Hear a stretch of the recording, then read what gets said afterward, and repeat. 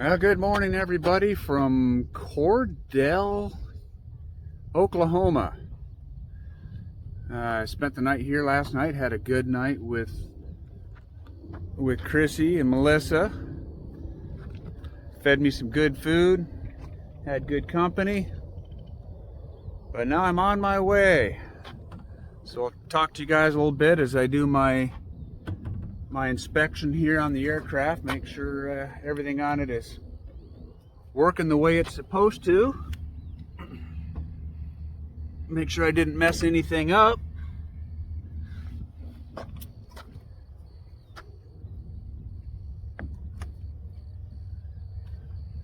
So yeah, today should be a relatively short journey, only about an hour and 45 minutes of flight time.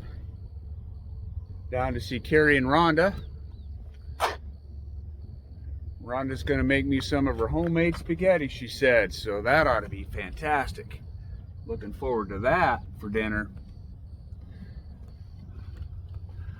So I'm going to make one stop for fuel along the way. So it should be a short flight. Weather's going to be good. It's supposed to be damned hot though, so getting out of here early enough that should have a smooth ride on the way down. Apologize it's taken me so long to upload and edit videos, but you know, I get in each night and my priority is kind of with whoever I'm with that night. It's kind of my priority, so I don't really spend a whole lot of time each evening working on videos, so I apologize that those aren't getting out real in a timely manner. But they'll make it out and you guys will get to see it. So anyway, until the next clip, we'll see you in the air.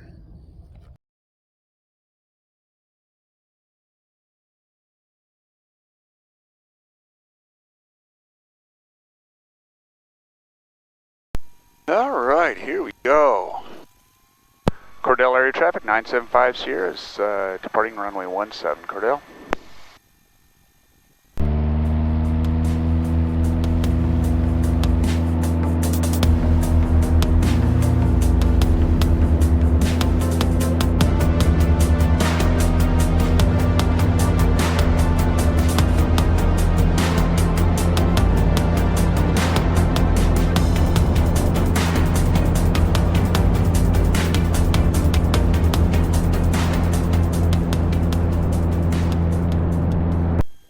Well, reach my cruising altitude here. I'm going to go down about 7,500 feet. It was a nice smooth climb out. Air's quite smooth. Hopefully it'll stay that way till I get down into Lake Texoma. Kind of doubting it as the air heats up. I'll end up with the bumps. Not a whole lot to look at out here though. I'm kind of right almost at the haze layer. Nothing but, there's a few lakes around. A lot of windmills. Yeah, it's kind of funny when I'm navigating along, get myself on course, and I usually try and find a nice reference point out on the horizon to make sure I'm always pointed at. And there's just not a whole lot out on the horizon to go point at. So sure I'm glad I've got reliable sources of navigation here. So that's my update for my cruise altitude.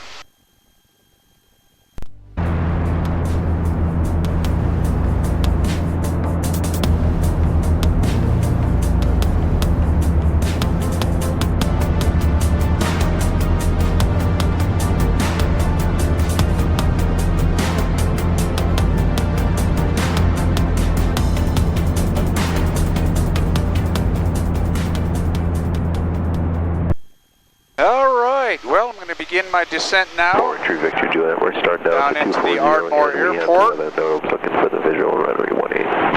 So So one thing that I'm always in the habit of doing, sorry, I was offline calling center again. Is a descent checklist. Do that vacating 290. So I'm just going to kind of use the same descent check that destination, looking for the visual to runway 18.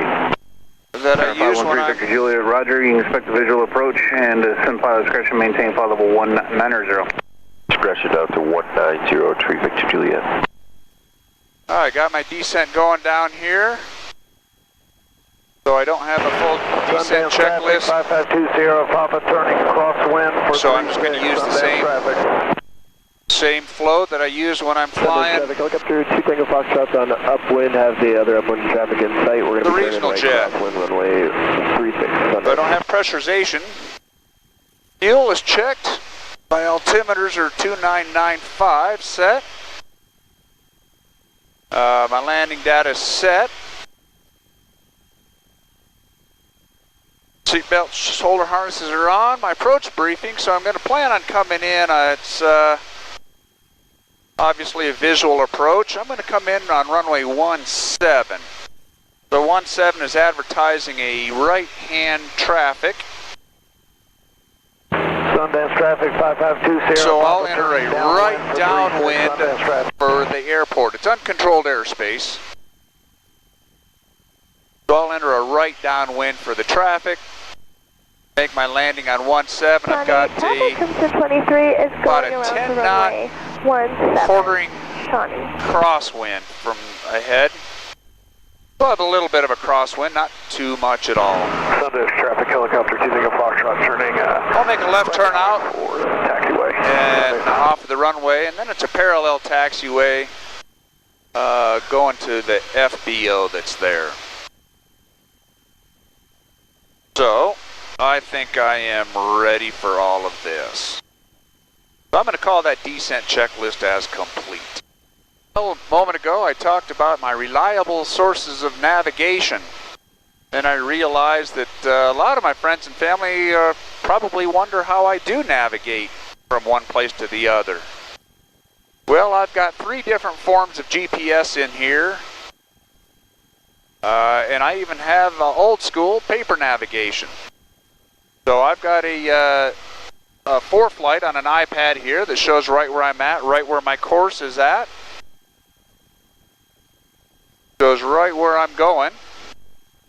I have another little GPS right down here showing the same stuff.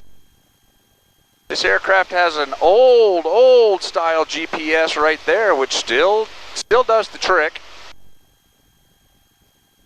And worst case scenario, I even got good old-fashioned paper charts. I can look at my paper chart, compare that to what I see outside, and that'll help get me where I'm needing to go. So between all of these different sources of navigation, then I have been pretty lucky about knowing right where I'm going. So as far as trying to keep on course, yeah, I'm just going to line that bug up with the outside of that lake, and I should get where I'm going, right? Just kidding about the bugs. But I do kind of try and find that reference point out onto the horizon there and always keep pointing towards that. So there's how I navigate.